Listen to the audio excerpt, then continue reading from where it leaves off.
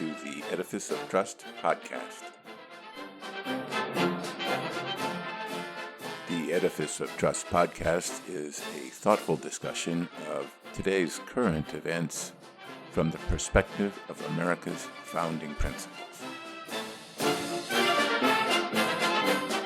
Welcome.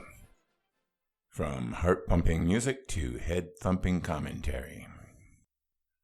On August 5th, 2019, at around 7 o'clock in the morning, President Donald Trump tweeted on @RealDonaldTrump, China dropped the price of their currency to an almost a historic low. It's called currency manipulation. Are you listening, Federal Reserve? This is a major violation that will greatly weaken China over time. When I first heard this on television this morning, I laughed.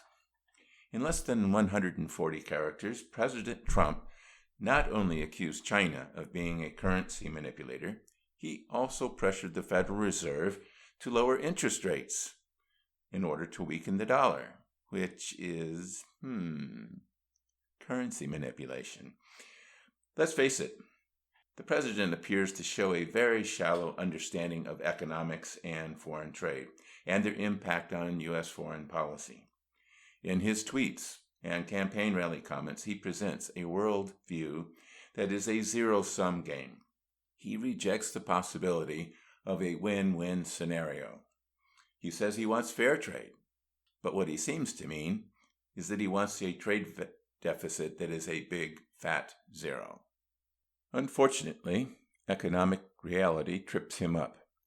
Much of the trade deficit he is so upset about is due to the large and persistent budget deficit of the federal government. I show a chart in my blog post and also on YouTube that shows the U.S. trade deficit from 1960 until 2018. I also have a second chart that uses data from the White House website that tracks the budget deficit. You would see, if you access these charts, that the two charts track each other closely. The trade deficit was a minor problem until the 1970s when it started to grow larger. This was also when the U.S. budget deficits grew larger. As budget deficits grew, so did trade deficits. This is not a coincidence. As we buy imported goods, we must ship dollars overseas. Most countries cannot pay for a lot of imports with their domestic currency. Foreigners don't want to hold that currency and so sell the unwanted currencies, and, as we all know, when supply exceeds demand, the price goes down. As their currency devalues, imported goods and services become more expensive, blunting demand until the supply of that currency in the market is reduced as purchases decline and trade flows adjust to a new equilibrium. But the United States is different. Our currency is the world's reserve currency, so foreigners don't mind holding dollars. Instead, they hold on to the dollars we give them and invest that money in U.S. assets, such as the Treasury bonds needed to fund our deficits. There are other factors that affect this equation, such as the euro-dollar market, where foreigners keep their dollars overseas and put them in foreign banks that lend that money out in the form of dollar-denominated loans. But generally, this formula holds true. For this reason, it is very unlikely that President Trump will be able to get the trade deficit down anywhere near to zero. In fact, since he came into office, the trade deficit has increased despite all his efforts, and it is unlikely to improve very much as long as he continues excessive government spending, which is expected to create a $1 trillion deficit in the next fiscal year.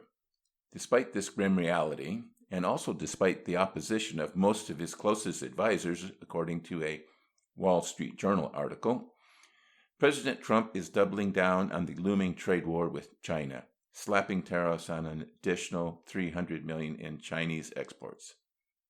China has retaliated by devaluing its currency to keep its exports competitive, the move which triggered the early morning Twitter outburst.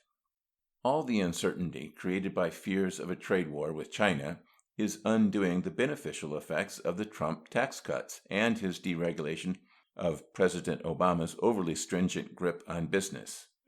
But for businessmen, it has been a case of trading the devil you know for a devil that you don't. No one knows how this will turn out.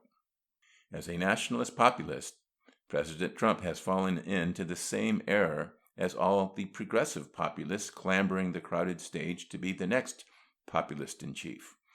He focuses on outcomes and not the causes of the outcomes, and he is now reaping the unintended consequences of ignoring those causes. Ponder that while you stay tuned for a brief announcement.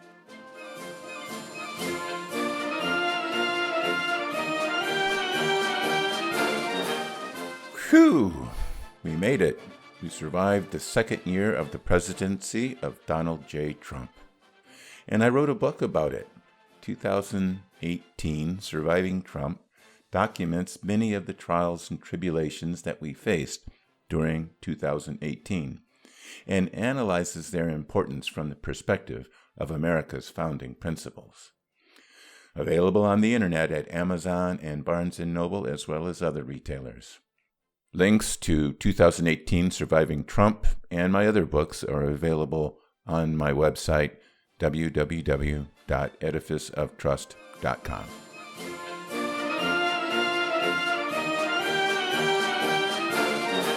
Welcome back. I've seen this all before. When I first started working in Latin America, the whole continent was under the sway of what we called import substitution economic systems. These economic systems featured high tariffs and non-tariff barriers to promote domestic industries and safeguard domestic employment, especially in manufacturing. Exactly the system President Trump seems to favor for the United States. These countries also featured crony capitalism, rampant corruption, shoddy domestic products, and extensive smuggling. They also featured excessively strong currencies protected by the high tariff barriers, capital flight, and foreign borrowing to make up for the missing domestic capital.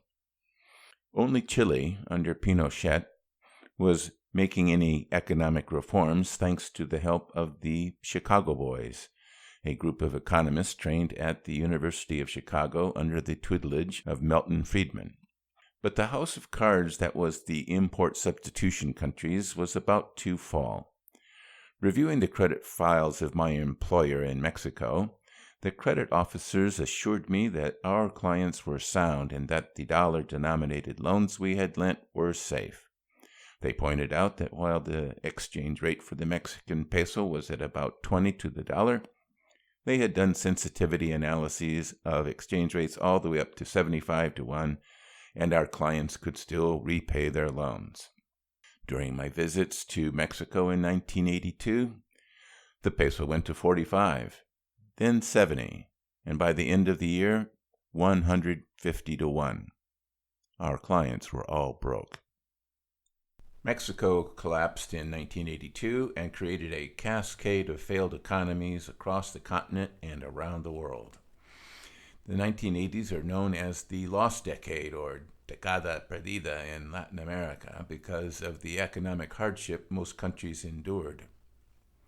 Import substitution is a mercantilist economic system that goes hand in hand with populist authoritarianism.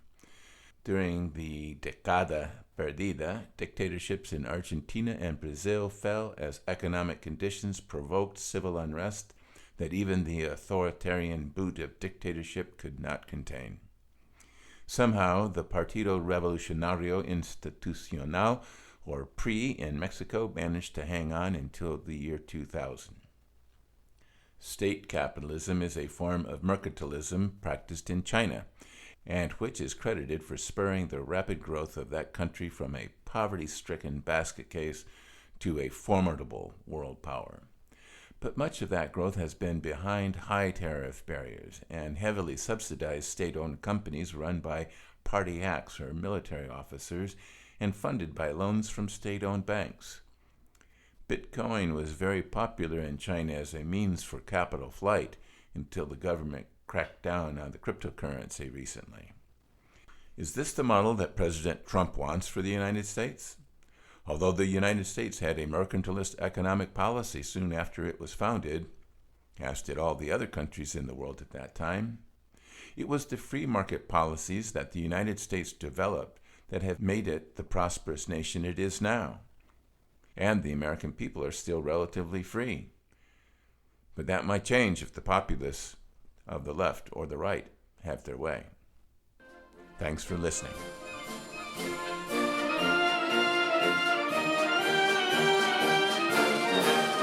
Thanks for listening to my podcast. If you would like to hear more Edifice of Trust podcasts, please don't forget to subscribe. Thank you.